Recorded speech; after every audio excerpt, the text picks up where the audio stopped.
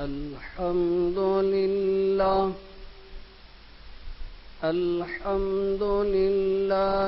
نحمده ونستعينه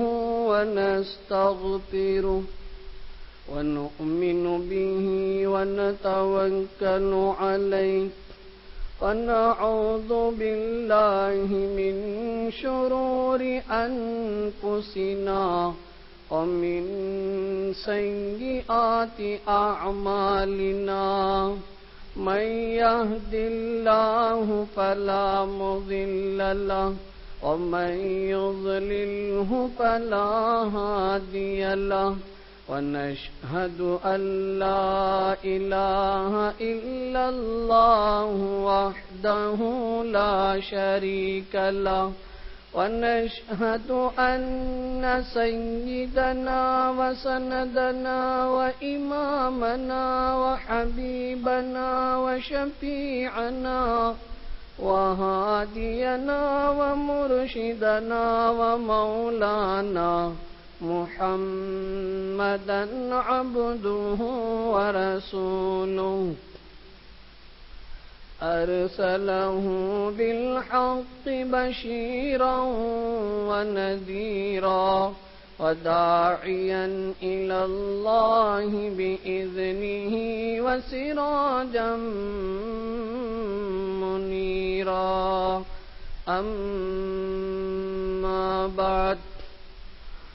فعن ثوبان رضي الله عنه قال قال رسول الله صلى الله عليه وسلم أفضله لسان ذاكر وقلب شاكر وزوجة مؤمنة تعينه على إيمانه أو كما قال صلى الله عليه وسلم۔ معزز سامعین، السلام علیکم ورحمۃ اللہ وبرکاتہ۔ یہ ترمذی شریف کی روایت ہے، حضرات صحابہ نے جو سوال کیا تھا کہ بہترین مال کے متعلق معلوم ہو جاتا تو ہم اس کو اپناتے، تو آپ علیہ الصلاۃ والسلام نے فرمایا کہ جس کو 3 چیزیں مل جائیں اسے بہترین مال مل گیا۔ یہ حدیث کا آخری مضمون ہے۔ شروع مضمون یہ ہے کہ صحابہ پیغمبر علیہ السلام کے ساتھ ایک سفر میں جا رہے تھے، تو سورہ توبہ کی آیت نازل ہوئی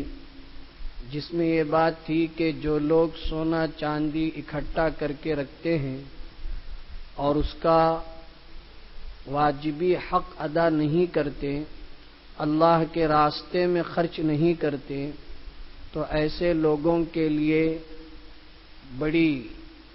عبرتناک سزا ہے۔ چنانچہ اسی سونا چاندی کو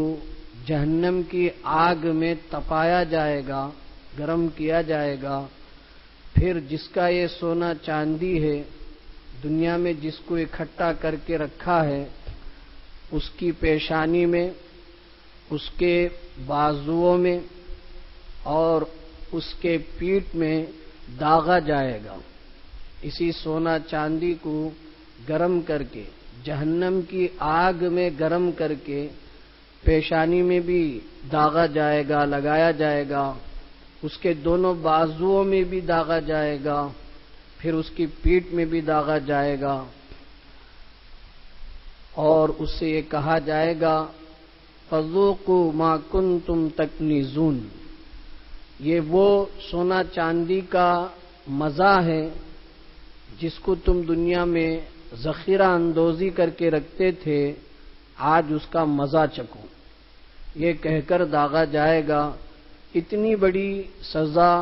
اتنا بڑا عذاب سونا چاندی دنیا میں اکٹھا کر کے رکھ کر اس کا حق ادا نہ کرنے والوں کے لیے اللہ کی طرف سے یہ سنایا گیا تو حضرات صحابہ بے چین اور بے قرار ہو گئے، تو انہوں نے آپس میں گفتگو کی سفر میں چلتے ہوئے کہ کاش لو علمنا ای المال خیر، ہم کو معلوم ہو جاتا کہ کون سا مال اچھا ہے، فنتخذہ، تو ہم اس کو اپنا لیتے، چونکہ سونا چاندی کے بارے میں اتنی بڑی وعید ہے تو ہم کیوں اس وعید کے مستحق بنے، اس کے بجائے کوئی اچھا مال ہم کو معلوم ہو جائے۔ اس موقع پر آقا نامدار محمد عربی صلی اللہ تعالی علیہ وسلم نے ارشاد فرمایا کہ مال میں سب سے بہترین مال لسان ذاکر، نمبر 1 ذکر کرنے والی زبان، جس کو ذکر کرنے والی زبان مل جائے اسے دنیا کی بہت بڑا مال اور خزانہ مل گیا۔ اللہ تعالیٰ اس کے متعلق جو ضروری باتیں تھیں وہ گزشتہ سے پیوستہ جمعے میں آپ کی خدمت میں سنائی گئی۔ اللہ ہم سب کو ہمیشہ اس کے ذکر میں اپنی زبان کو مشغول رکھنے کی توفیق عطا فرمائے۔ دوسری چیز جس کا بیان گزشتہ جمعہ شروع ہوا، اللہ کے نبی علیہ السلام نے فرمایا وَقَلْبٌ شَاكِرٌ، شکر ادا کرنے والا دل، جس کو شکر کرنے والا دل مل جائے اسے دنیا اور آخرت کا بہت بڑا ذخیرہ خزانے کا مل گیا۔ اس سلسلے میں بات چل رہی تھی، ہم سب کے آقا محمد عربی صلی اللہ تعالی علیہ وسلم، جن کے بارے میں اللہ نے صاف صاف لفظوں میں فرمایا انا فتحنا لک فتحا مبینا لیغفر لک اللہ ما تقدم من ذنبک وما تأخر، صاف لفظوں میں فرمایا کہ اے نبی اگر آپ کے ذمے ولو بالفرض بائی چانس کوئی گناہ بھی ہوتا تو ہم ان تمام اگلے پچھلے گناہوں کو معاف کر دی۔ یعنی ایسا نہیں ہے کہ حضور نے کوئی گناہ اور غلط کام کیا ہے اور اللہ نے معاف کیا ہے، ایسا نہیں، اگر کبھی ایسا ہو بھی جاتا تب بھی ہم نے سارے اگلے پچھلے گناہ آپ کے معاف کر دیے۔ پیغمبر علیہ السلام بالکل مقدس، مطہر، منزہ، ہر اعتبار سے پاک صاف ہیں، لیکن اس کے باوجود کثرت سے استغفار کرتے تھے، اس کے باوجود راتوں میں اتنی لمبی لمبی نمازیں پڑھتے تھے کہ جیسے کہ گزشتہ جمعہ آخر میں یہ بات پیش کی گئی کہ پیغمبر علیہ السلام کے پیر میں ورم آ جاتا تھا، سوجن ہو جاتی تھی، اور صحابہ نے سوال کیا کہ اللہ کے نبی آپ تو بخشے بخشائے ہیں، آپ کے اگلے گناہ معاف، پچھلے گناہ معاف، اور آپ کو جنت میں اعلی علیین میں، اعلی مقام میں، جی مقام محمود اللہ نے عطا فرمانے کا وعدہ فرمایا ہے، اتنا سب کچھ ہونے کے باوجود آپ اتنی مشقت کیوں اٹھاتے ہیں؟ آپ اتنی تکلیف کیوں برداشت کرتے ہیں؟ آپ ہلکی پھلکی نماز پڑھ لیتے تو بھی اللہ تعالیٰ اس کو قبول کر لیتے۔ تو پیغمبر علیہ الصلوۃ والسلام نے اس موقع پر جو جملہ ارشاد فرمایا وہ ہمارے لیے نمونہ ہے، وہ ہمارے لیے عبرت ہے۔ حضور نے فرمایا کہ جب اللہ کی اتنی مہربانیاں مجھ پر ہیں، اتنی نعمتیں مجھ پر ہیں، اس کا اتنا احسان مجھ پر ہے،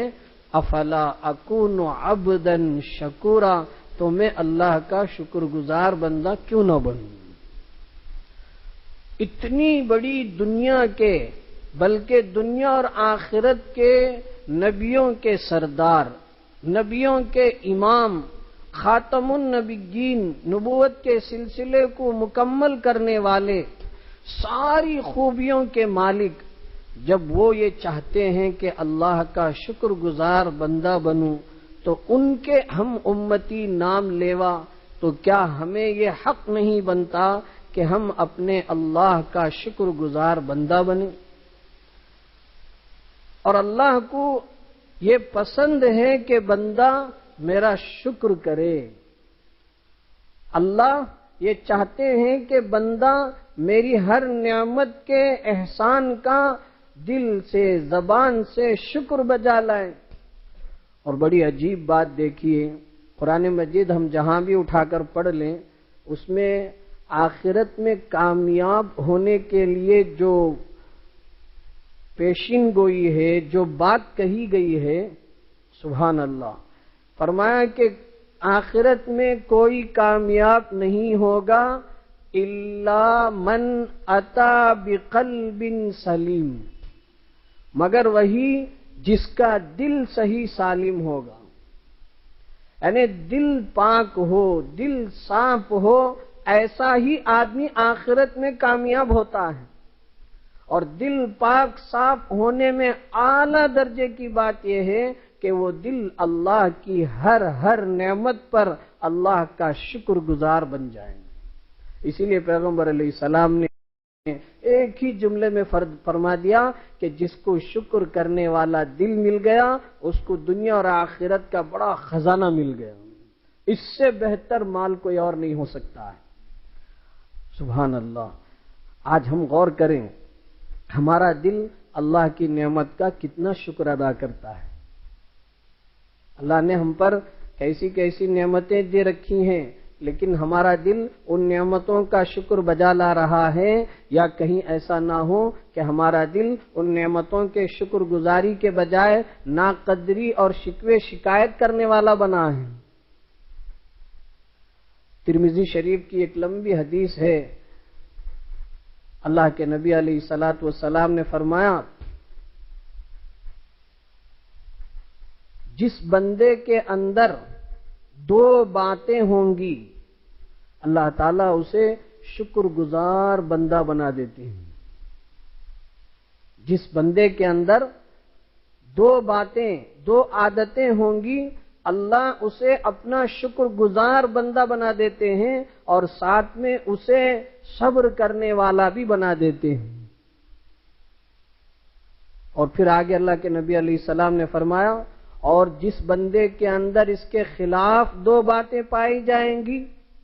اللہ تعالیٰ نہ اسے اپنا شکر گزار بندہ بنائیں گے اور نہ ہی اسے صبر کرنے والا بنائیں گے، بلکہ وہ ناشکرا اور بے صبرا ہوگا. اب ہر بندے کو دل بھی شکر کرنے والا بن جائے اور انسان بھی سراپا اللہ کی نعمت کا شکر گزار بن جائے، اس کے لیے یہ دو باتیں ہر آدمی کو اپنانے کی ضرورت ہے. پیغمبر علیہ السلام نے بہترین نسخہ بتایا. پہلی بات بتائی اللہ کے نبی علیہ الصلوۃ والسلام نے، وہ شخص جو دین کے معاملے میں اپنے سے اوپر والے کو دیکھے، دین کے معاملے میں اپنے سے اوپر والے کو دیکھیں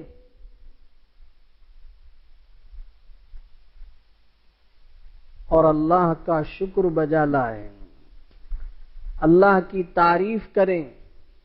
اور اس کے جیسا بننے کے لیے کوشش کریں. فقتدا بھی کا لفظ آتا ہے، اس کی پیروی کریں، یعنی اس جیسا اپنے سے اوپر والا جیسے دیندار ہیں دین کے معاملے میں اس سے بھی زیادہ آگے بڑھ کر دیندار بننے کی کوشش کریں. اپنے سے اوپر والا، مثال کے طور پر ہم صرف 5 نمازیں روزانہ صبح شام پڑھتے ہیں،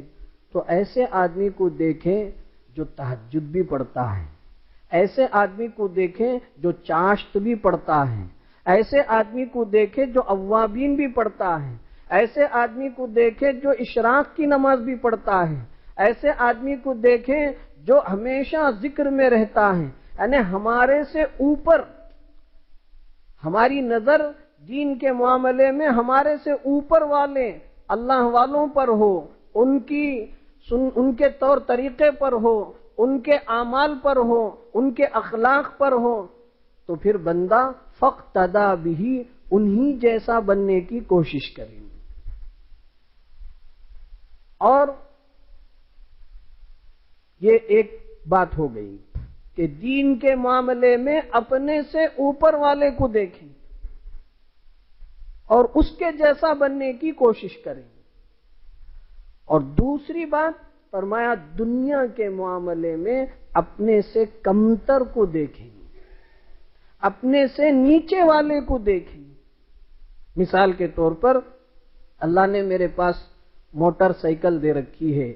تو ہم سائیکل چلانے والے کو دیکھیں. اگر ہمارے پاس سائیکل ہے تو ہم پیدل چلنے والے کو دیکھیں. اگر ہمارے پاس دونوں پیر صحیح سالم ہیں تو ہم ان لوگوں کو دیکھیں جن کے یا تو دونوں پیر نہیں ہیں یا کوئی ایک پیر ہے، معذور ہیں، اپاہج ہیں، ایسے کو دیکھیں. دنیا کے معاملے میں اپنے سے کمتر کو دیکھیں اور پھر جو نعمت اللہ نے ہم کو دی ہے اس نعمت کا اللہ کی تعریف کریں، اللہ کی بڑائی بیان کریں، اللہ کا شکر گزاریں. دین کے معاملے میں اپنے سے اوپر والے کو دیکھیں، دنیا کے معاملے میں اپنے سے نیچے والے کو دیکھیں. اللہ کے نبی صلی اللہ علیہ وسلم فرماتے ہیں کہ اللہ تعالیٰ ایسے بندے کو شاکر اور صابر کا درجہ دیں گے، اسے شکر گزار بندہ بننے کی توفیق دیں گے اور حالات آنے پر جمے رہنے کا، ثابت قدمی رہنے کی توفیق عطا فرمائیں گے. یہ شکر گزار بندے بننے کے لیے اللہ کے نبی علیہ السلام نے بہترین نسخہ دیا ہے. اس کے بالمقابل اللہ کے نبی علیہ السلام نے فرمایا جس کے اندر دو عادت اور دو باتیں ایسی ہوں گی کہ وہ دین کے معاملے میں اپنے سے کمتر کو دیکھ رہا ہے، دین کے معاملے میں اپنے سے کمتر کو. مثال کے طور پر ہم صرف 2-3 نمازیں پڑھتے ہیں تو ہم ایسے آدمی کو دیکھتے ہیں جو ایک نماز بھی نہیں پڑھتا ہے، تو دل میں خیال آتا ہے اس سے میں اچھا ہوں. دین کے معاملے میں اپنے سے کمتر، اس سے میں اچھا ہوں، اس سے میں اچھا ہوں، ہر چیز میں کمی جس کے اندر ہے اس کو دیکھ کر اپنے کو تسلی دے رہا ہے دین کے معاملے میں. اور دنیا کے معاملے میں اپنے سے اوپر والے کو دیکھ رہا ہے. جیسے ابھی میں نے ایک مثال دی، موٹر سائیکل ہے تو کار والے کو دیکھ کر خواہش بڑھ رہی ہے کہ میں بھی ایسی کار لے لوں. کار والا اور آگے کی سوچ رہا ہے، ایک دکان والا 2 دکان والے کو دیکھ رہا ہے، ایک کارخانے والے دوسرے کارخانے والے، اس طریقے سے اپنے سے اوپر والے کو. دین کے معاملے میں اپنے سے کمتر کو دیکھ رہے ہیں اور دنیا کے معاملے میں اپنے سے اوپر والے کو دیکھ رہے ہیں. اور جب دنیا کے معاملے میں اپنے سے اوپر والے کو دیکھیں گے تو اللہ کی شکایت کرتے ہیں کہ اس کو تو کار ہے، مجھے صرف موٹر سائیکل ہے، اس کو فلاں ہے، مجھے اتنا ہی ہے، میں اس سے کیا کم ہوں، میری کیا شان گھٹ گئی ہے کہ مجھے اتنا ہی اللہ نے دے رکھا ہے. اس طریقے سے اپنے سے اوپر والے کو دیکھ کر شکوے شکایت کرتا ہے. اللہ کے نبی علیہ السلام نے فرمایا ایسے بندے کو اللہ نہ شکر گزار بندہ بننے کی توفیق دیتے ہیں اور نہ ہی اسے حالات پر جمے رہنے کی توفیق دیتے ہیں. اس کے اندر صبر کا مادہ نہیں ہوگا، وہ واویلا کرے گا، ہنگامہ کرے گا، شور مچائے گا. تو میرے دوستو بزرگوں، شکر گزار بندہ بننا اللہ کو بہت پسند ہے. اللہ تعالیٰ نے آل داؤد کے بارے میں فرمایا اعملوا آل داؤد شکرا. کئی جگہ آپ قرآن مجید اٹھا کر دیکھ لیجئے، عبدن شکورا، اس ہر جگہ بندوں کے ساتھ شکر گزاری کی چیز کا ذکر اللہ نے فرمایا. اور کیوں نہ ہو، اللہ ہمارے اتنے بڑے محسن ہیں، اتنے بڑے خیر خواہ ہیں، اگر ہم ان کا شکر نہ ادا کریں تو پھر کس کا شکر ادا کریں گے؟ ہم کس کی نعمتوں کی مہربانی پر احسان جتائیں گے۔ میرے دوستو بزرگوں، آج سب سے بڑی کمی اسی بات کی ہے کہ ہم دین کے معاملے میں اپنے سے کم تر پرلے درجے کے لوگوں کو دیکھتے ہیں اور یہ کہتے ہیں کہ میں تو جمعہ بھی پڑھ لیتا ہوں، وہ تو جمعہ بھی نہیں پڑھتا ہے۔ اور دنیا کے معاملے میں حرص اور لالچ نے ہمیں کہاں تک پہنچا دیا، کہاں تک پہنچا دیا۔ میں نے کسی موقع پر ایک واقعہ سنایا ہے کہ حرص اور لالچ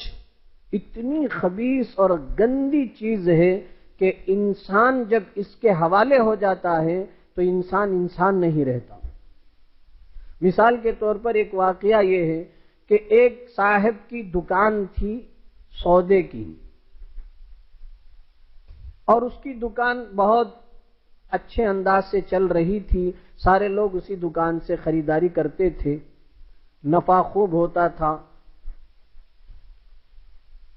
سامنے ایک اور دکان اسی قسم کی کھل گئی، اور لوگوں کی عادت ہے کہ جب ایک وہی اسی قسم کی کوئی نئی چیز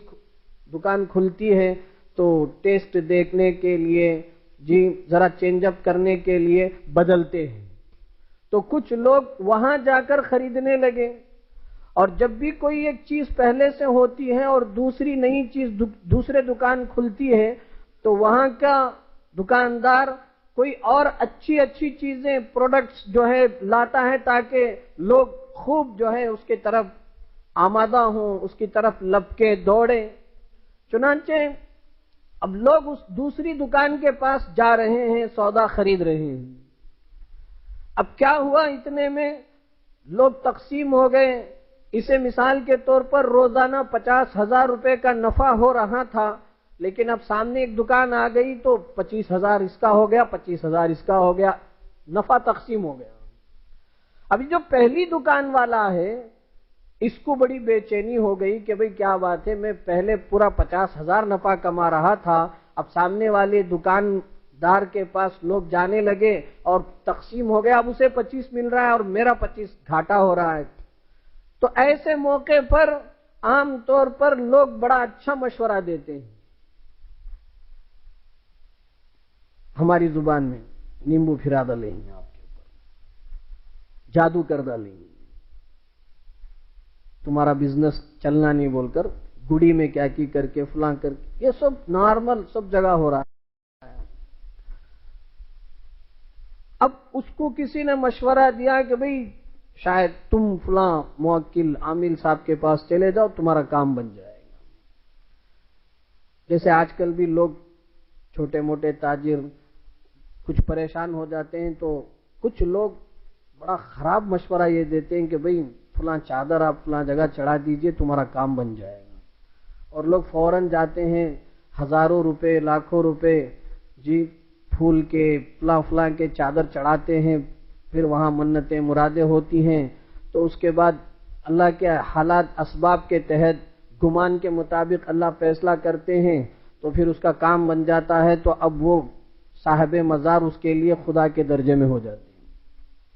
پورا عقیدہ یقین سب اسی پر ہو جاتا ہے۔ تو اسی طرح اس صاحب نے ان کو مشورہ دیا کہ آپ کسی وکیل عامل کے پاس چلے جائیں۔ وہ عامل کے پاس گیا، اس نے کہا کہ بھئی ایسا ایسا ہے، اس نے کہا کہ اتنے دن آپ یہ وظیفہ کریں، یہ بتیاں جلائیں، یہ قندیل جلائیں، یہ کریں وہ کریں ایسا کریں، تو 40ویں دن میں آپ کے پاس ایک موکل آئیں گے، جن صاحب آئیں گے، آپ ان سے جو بھی کہیں گے وہ آپ کا کام بنا دیں گے۔ چنانچہ اس نے ایسا ہی کیا، تو ایک دن ایک جن نمودار ہوا اور اس نے پوچھا کیا تمہاری میں خدمت کر سکتا ہوں بتاؤ، تو اب اس نے کہا کہ کچھ کہنے ہی والا تھا دکاندار، پہلی دکاندار، اس نے کچھ کہنے ہی والا تھا، اتنے میں جن موکل نے کہا کہ دیکھو سوچ کر پوچھنا، تم جو بھی پوچھو گے اس کا ڈبل سامنے والے کو ملے گا، تم جو بھی مطالبہ کرو گے اس کا دگنا حصہ سامنے والے کو ملے گا۔ اب یہ پریشان ہو گیا، اب اس نے سوچا میں 50,000 پوچھوں تو اس کو 1 لاکھ ملے گا، میں 1 لاکھ پوچھوں تو اسے 2 لاکھ ملے گا، اب یہ موکل میرے فائدے کے بجائے الٹا نقصان کر رہا ہے۔ اب بہت سوچا حرص اور لالچ کا مرض اس کے دماغ میں کیڑا رینگ رہا تھا شیطان اس کو پٹی پڑا رہا تھا، اس نے مشورہ دیا اور کہا کہ ایسا کرو کہ میری ایک آنکھ پھوڑ دو، میری ایک آنکھ پھوڑ دو۔ موکل جن خود پریشان ہو گیا کہ تیری سوچ کتنی گندی ہے، کتنا خراب ہے۔ یعنی اس نے یہ سوچا کہ اگر اس کی ایک آنکھ پھڑ گئی تو ایک باقی آنکھ سے یہ دکان چلا لے گا۔ اب چونکہ اس نے کہا کہ ایک کے مقابلے میں دو اس کو ملے گا تو اس کی دونوں آنکھیں پھوٹ جائے گی، تو اب وہ دکان ہی نہیں چلا پائے گا۔ تو اس طریقے سے آدمی حرص اور لالچ میں کہاں تک چلا جاتا ہے۔ تو بندہ اگر